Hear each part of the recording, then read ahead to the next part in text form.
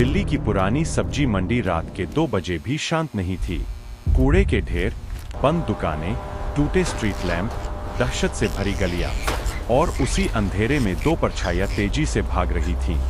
वीर और कबीर। वीर दुबला, तेज दिमाग वाला 25-26 साल का लड़का। कबीर मजबूत शरीर, लेकिन दिल से थोड़ा डरपोक, उम्र लगभग 30।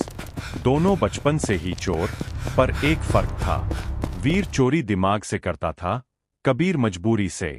आज दोनों एक बड़े डाके के बाद पुलिस से बचकर भाग रहे थे।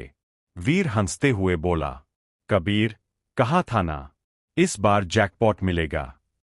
कबीर हांफते हुए बोला, तू जैकपॉट की सोच, मैं जान बचाने की सोच रहा हूं। सायरन पीछे से चीख रहा था। गली में मोड़ आया और दोनों रात में गायब हो गए। दोनों एक पुराने परित्यक्त स्कूल में घुसे और बोरा खोलकर चोरी का बैग निकाला। अंदर से निकला 20-25 लाख कैश, कुछ सोने के गहने और एक काला स्मार्ट बैग जिसमें बायोमेट्रिक लॉक था। कबीर चौंका, ये तीसरा बैग क्या है? तुझे याद भी है? कहां से उठा लाया? वीर हंसा, यार, इतनी तेजी में था, कोई भी कीमती चीज दिखी, उठा ली। कबीर धुनाई करने को हुआ, साला, कहीं बम न हो। वीर ने कंधे उचकाए, खोल कर देखते हैं। उसने अपने हैकिंग डिवाइस से लॉक तोड़ा। बैग खुलते ही दोनों की आंखें फैल गईं। अंदर था एक हार्ड डिस्क, एक फाइल और एक वीडियो पेन ड्राइव। लेकिन सबसे खतरनाक वस्तु थी एक सरकारी सील वाली फाइल जिस पर लिखा था, national intelligence bureau, level 6 confidential. Kabir जमीन पर बैठ गया। यार, ये क्या उठा लाए? ये तो देश की बड़ी एजेंसी की फाइल है। वीर भी पहली बार घबरा गया। अगर ये फाइल गुम हुई है, तो पूरा डिपार्टमेंट हमें ढूंढ रहा होगा। और उसी पल टॉर्च की रोशनी कंधों पर पड़ी। किसी ने चुपचाप स्कूल में घुसकर दोनों का पीछा पा लिया था। वीर और कबीर ने मुड़कर देखा। काले कपड़ों में 3 नकाबपोश आदमी, हाथों में साइलेंसर लगे पिस्टल।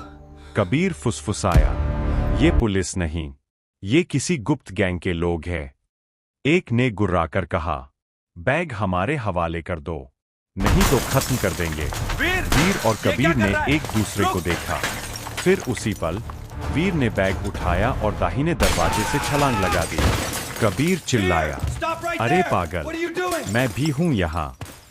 तीनों नकाबपोश गोली चलाने लगे। वीर और कबीर टूटे स्कूल की दीवारें फांदते हुए भागे। पीछे सायरन भी पास आने लगा।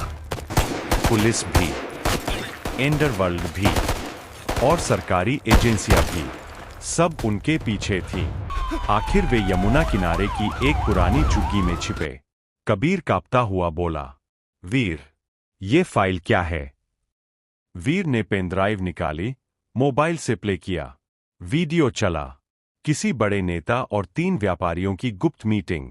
वीडियो में काला पैसा, रिश्वत, हत्या की साजिश और सरकारी ठेकों के घोटालों का खुलासा। वीडियो साफ था और जानलेवा भी। कबीर ने डरकर फोन दूर फेंक दिया। ये फाइल लाखों लोगों की किस्मत बदल सकती है। वीर बोला, हाँ, 2 चोर भी हीरो बन सकते हैं। वीर ने फैसला किया, फाइल को सीधे निब चीफ तक पहुंचाया जाएगा, बिना भ्रष्ट अधिकारियों के जरिए। लेकिन दिक्कत थी, निब चीफ तक जाना मतलब मौत को बुलावा देना। दूसरी दिक्कत, भ्रष्ट नेता और गैंग उन्हें खोज रहे थे। तीसरी दिक्कत, पुलिस भी शिकंजा कस रही थी। कबीर बोला, वीर, हम मर जाएंगे। वीर ने मुस्कुराकर कहा, कम से कम आखिरी बार सही काम करके मरेंगे। कबीर ने कंधे पर हाथ मारा, चल फिर, मैं भी साथ हूं। दोनों रात में पुराना रेलवे ट्रैक पकड़कर निब मुख्यालय की ओर बढ़े।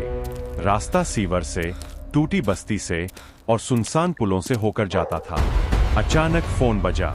स्क्रीन पर एक नंबर, अननोन। वीर ने कॉल उठाया। आवाज आई, वीर, फाइल वापस कर दे, नहीं तो तेरी मां को उठा लेंगे। वीर का चेहरा पीला।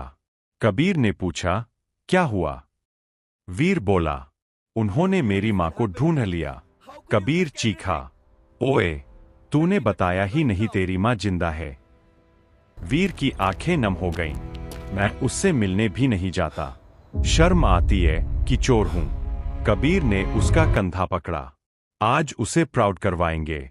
वीर ने ठान लिया, मां को बचाने के लिए फाइल को सुरक्षित पहुंचाना ही होगा। सुबह के 4 बजे मुख्यालय के पास दोनों ने ड्रेनेज पाइप से अंदर घुसकर निब के पीछे वाले दरवाजे तक पहुंचा। कबीर बोला, तू सोच ले, अंदर गए तो वापस नहीं निकल पाएंगे। वापस जाना ही नहीं है। वीर बोला। गार्ड ने दोनों को देखा। कौन हो तुम लोग? वीर ने बैग दिखाया। निब चीफ तक बहुत जरूरी फाइल पहुंचानी है। देश का मामला है। गार्ड ने शक किया, पर तभी अंदर से एक वरिष्ठ अधिकारी आया। बैग दिखाओ। वीर ने बैग आगे बढ़ाया और उसी पल बिजली चली गई। अंधेरा, गोलियों की आवाज, नकाबपोश अंदर घुस आए। फाइल हमें दे दो। अफरातफरी मच गई। वीर और कबीर अलग अलग दिशाओं में भागे। कबीर एक कॉरिडोर में फंस गया। 3 हमलावर उसे घेर चुके थे। कबीर चिल्लाया, वीर भाग जा, फाइल पहुंचाना जरूरी है। वीर पीछे मुड़ा, क्योंकि भाग। कबीर की गर्जना। कबीर ने लड़ाई शुरू की बेरहमी से। उसने 2 को गिरा दिया, लेकिन तीसरे ने गोली मार दी। कबीर जमीन पर गिरा, पर उसके चेहरे पर मुस्कान थी। वीर, कर दे आज कुछ अच्छा। और कबीर चला गया। वीर का दिल टूट गया, लेकिन कदम तेज हो गए। वीर निब चीफ के कमरे में घुसा। एक बूढ़ा, शांत, सफेद दाढ़ी वाला अधिकारी खड़ा था। वीर थका हुआ, खून से लथपथ, बोला, ये फाइल देश बचा सकती है। चीफ ने बैग खोला, वीडियो देखा, दस्तावेज पढ़े। उसकी आंखें नम हो गईं। बेटा, ये फाइल मेरे ही बेटे ने बनाई थी। उसकी हत्या कर दी गई। मैं सच दुनिया तक पहुंचाना चाहता था, लेकिन मेरे ही डिपार्टमेंट में गद्दार है। वीर बोला, तो इसे जनता तक पहुंचाइए। चीफ ने सीधा लाइव प्रेस कॉन्फ्रेंस की। वीर ने पहली बार महसूस किया, आज वह चोर नहीं, नागरिक था। वीडियो बाहर आने के बाद नेता गिरफ्तार, गैंग पकड़े गए, विभाग में सफाई, घोटाले का पर्दाफाश।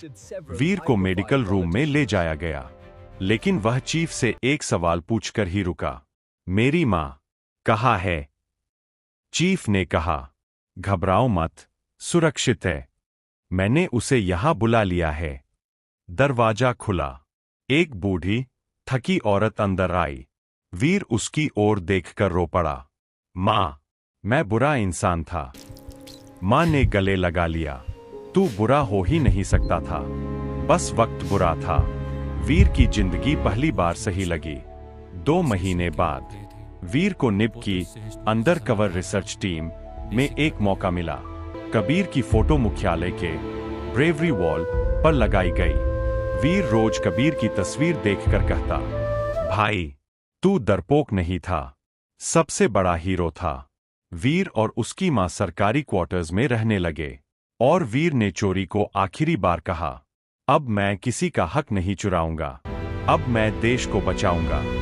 कहानी का संदेश, गलती करने वाले सभी इंसान बुरे नहीं होते। 2 चोर भी देश के लिए हीरो बन सकते हैं। सही काम करना हमेशा खतरनाक होता है, लेकिन फायदेमंद भी। बदले हुए इंसान से बड़ा चमत्कार कोई नहीं। कहानी पसंद आई है तो वीडियो को लाइक करें, शेयर करें और चैनल को सब्सक्राइब जरूर करें।